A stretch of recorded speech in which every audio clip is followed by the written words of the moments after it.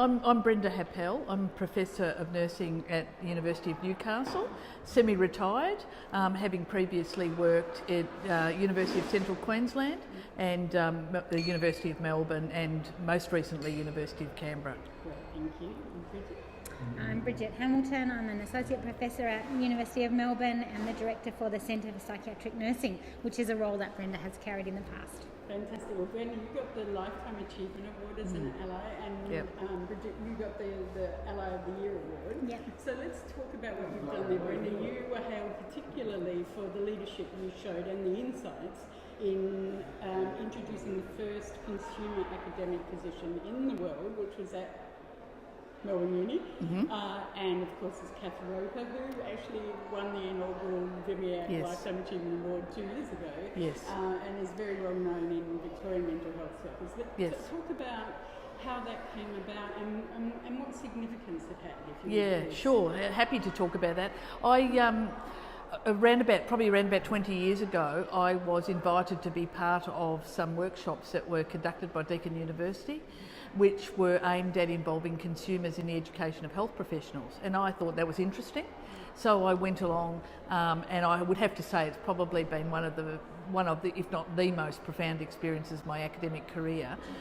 Something which I was interested in but didn't know much about. Can you say why it was profound? Well, I think because it was actually run where we worked in groups with people representing the 5 main disciplines in mental health, psychiatry, nursing, psychology, social work and occupational therapy, and we worked really closely with consumers and carers as part of those groups and worked together as with kind of common purpose, I suppose, and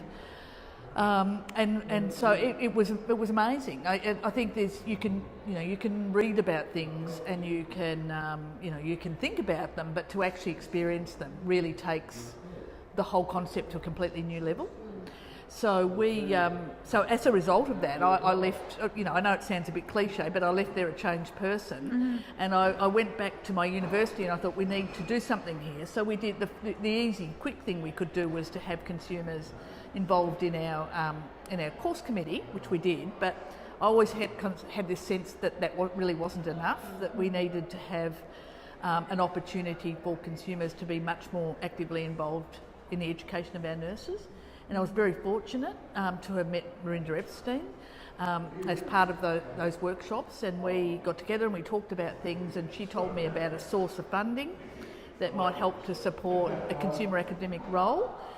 And so we worked collaboratively with a group that no longer exists but was called the Melbourne Consumer Consultants Group, and put together an application for funding, which was successful, which was great because it was quite different to the other projects. It was consumer provider partnerships, and we were the only ones that applied from a university, so it was a bit different, a bit left field, but nevertheless they took a punt and funded it, and that gave us the funding to advertise and recruit a consumer academic, which history now tells was Kath Roper, from a very strong field. We had a lot of applicants for that position, and we interviewed 4 people. Kath was our successful applicant, and I think the fact that it's some now 17, 18 years later, Kath's still in that position is, it's just fantastic. How many more have joined her? Well, Bridget would probably be able to tell you much more about that. But still on your story, Brenda, there's all the people who you've also, set up similar processes in the universities you've been in since. So in some ways you've, championed it once and twice and 3 times, haven't you? Yeah. How's that worked? Well, differently. At Central Queensland University it's quite different because I wasn't in a position at that stage really to employ anybody, but we did get some funding to enhance our undergraduate program and to introduce a major of mental health nursing, and as part of that we employed Louise Byrne, and then managed to kind of almost by subversive processes get her into a full-time position at Central Queensland University. Was there resistance? It's a very good question. With Kath, I think because we had the centre, it was people kind of always thought we're a bit odd and a bit different anyway. We're mental health nurses and we sort of did different things. So I don't know whether people felt strange about having a consumer employed. There was some resistance from at a bureaucratic level around qualifications when we advertised the position. Yeah. About you have to say that the person has to have a master's and those sorts of things, and I just said, look, this is cutting edge. Nobody else has ever done this before. And in the end, I sort of said, well, find me the person I need to talk to make this happen, and it kind of settled it a bit. But in terms of other academics, not that I'm aware of, there may have been, but nobody ever said anything. And with Louise, I think most people actually thought she was a registered nurse for quite some time. By the time they found out she wasn't, they were used to her. She was she was okay, they liked her. So it kind of took a lot of that sort of thing away. Can you talk to your role there? Because you were held here about that for providing a welcome and safe home for consumer advocates. Yeah. What does that mean, and what does that bring? Well, I mean, just following on, I guess, from hearing what Brenda's, I hadn't heard all of Brenda's story before, and I love hearing that. I think that there is something about getting people to see how something works, like in your own experience, that workshop. But also when people see, say, a consumer, a fresh, really compelling story about what somebody might want to experience from nursing, then often people find that incredibly engaging, so that, there might be barriers to sort of, getting it up through the bureaucracy or sort of through a recruitment process, but actually the taste of it a lot of people really appreciate. So I think a suck it and see kind of experiences can be quite effective. Then I think the thing that we know from the consumer movement in every sphere is it's not great to have only one person. It's a pretty exposed, challenging. Absolutely. Sometimes people love you and sometimes they hate you and they treat you like shit. So nobody really wants too much of that in their career, and so we've all got used to that idea of let's make sure we've got a critical mass, let's sure make sure we've got people who can back each other, etc. So we felt like that when I came into the CPN role, Kath was in that job and she had a reference group that was her strong sounding board and her sort of sanity keepers in that space. But we thought there was potential to get more people doing sessional work, which is something unis do. So a bit like you, there's some pragmatism about, well, okay, what are the mechanisms available? How can we kind of tweak those to suit our purpose?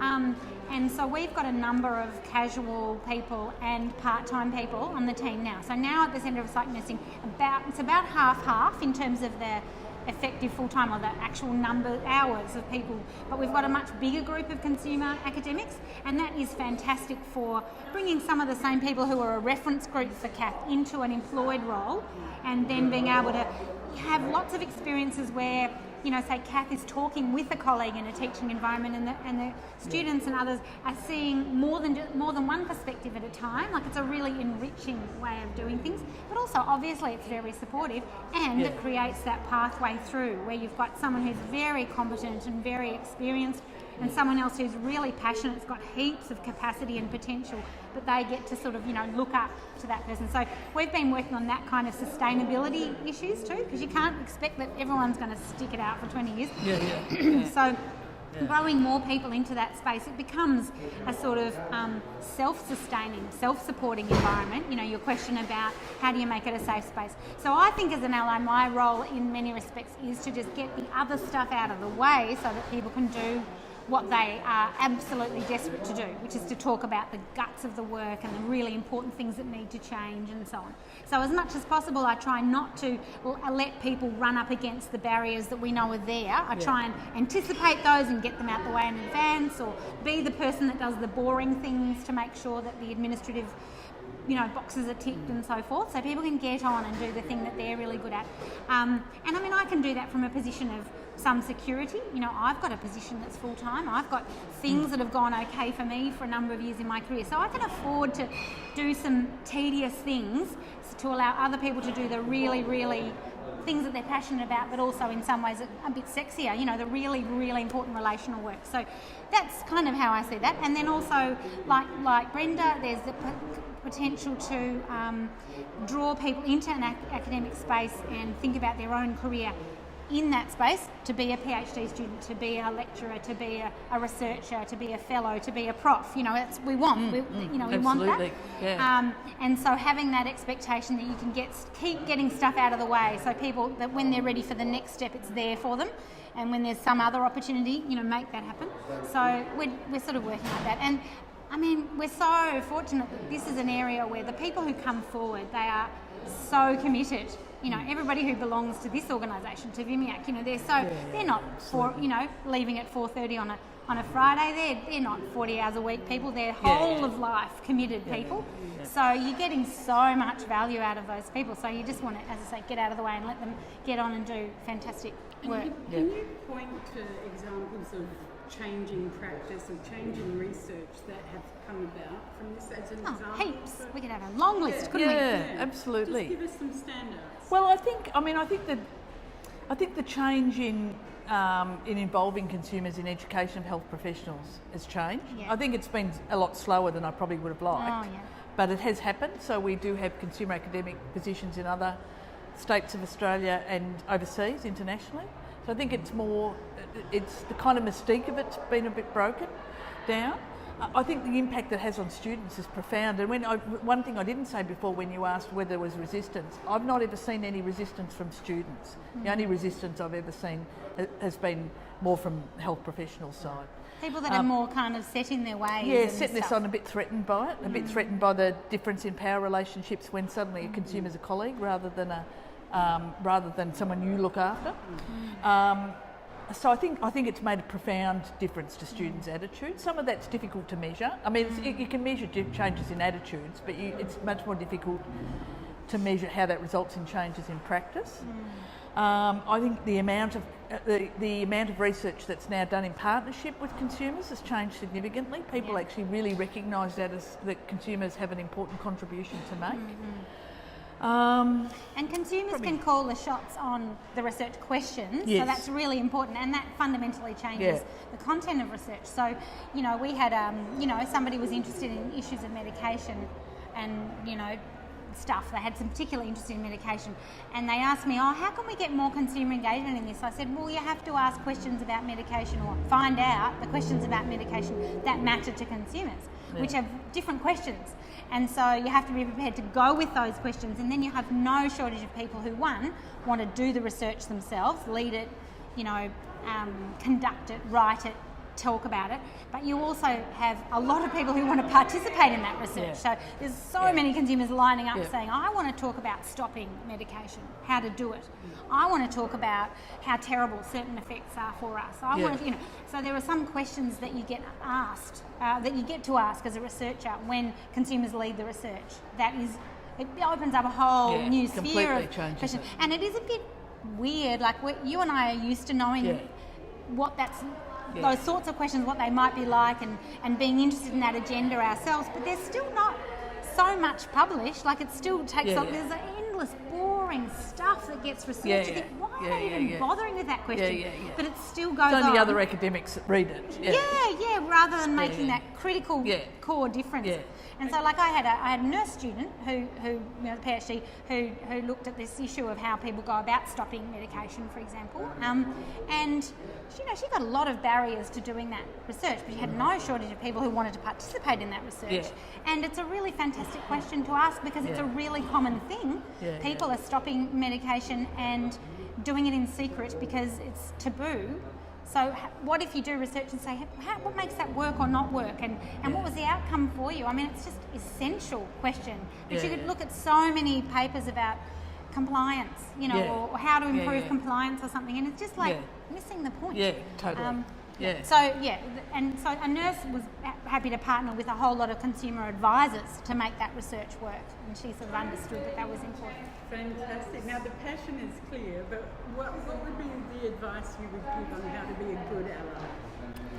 Well, I think it's very important that it's a process where your job is to facilitate and support, and not to interfere with content, and that can be difficult, because I'm not sure about Bridget's experience, but I know with mine, I have often been asked to come and give a consumer perspective, and I say, but I'm not a consumer, and then they reply, but you know a lot about that stuff. I said, I know about stuff from my perspective, but not from a consumer perspective. I'm not a consumer, I don't identify as a consumer, and it's not appropriate for me to give a consumer perspective. And I think that's really important, to really hold that ground and say, I'm an ally. I can talk to you about what it's like to be an ally. I can talk to you about how valuable I've found consumer expertise to be and why I think it's important, but I can't tell you about what it's like to be a consumer, and that's not my role. So that's why I kind of had that saying of, I do what I can, but I know my place. And I, not many times in my life that I could say I know my place, but I think that's really important to have those boundaries very, very clear.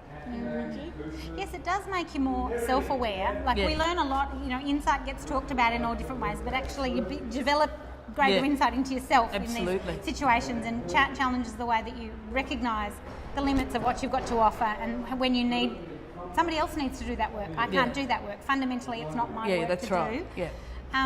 But I think in organisations there's also the sense that other people are not necessarily going to make space and give enough space for people. Just basic accommodations around disability, that sort of notion that maybe people might need to do more work from home, or they might need certain environments that are going to make it easier for them to do their work. And it's just, I find it ironic that on the whole, the consumer academics that we employ know what they need. Yeah. And actually, a lot of my other colleagues don't know what they need. So they're having little tantrums and they're falling apart and they're not coping that well. But they don't know to say, oh, look, I should have a mental health day. I'm not okay. And so it's weird, isn't it? That I feel I go into bat for my team at times to gently, educate other people about, this is something that, I've arranged for my team, and it's the right thing to do. But also, by the way, you could do it for yourself. You could do with a bit of that as well. A bit of just take stock and realise, we've all got our vulnerabilities or whatever. So I think changing the culture in your workplace to be basically creating less, crunch points for the consumer workers, it actually makes it a better workplace for everyone. But that's a bit of work to be done. Absolutely. Thank you both very much. May your work continue, semi-retired or not. Thank you. I look forward to hearing more of what you do. Thank you very much.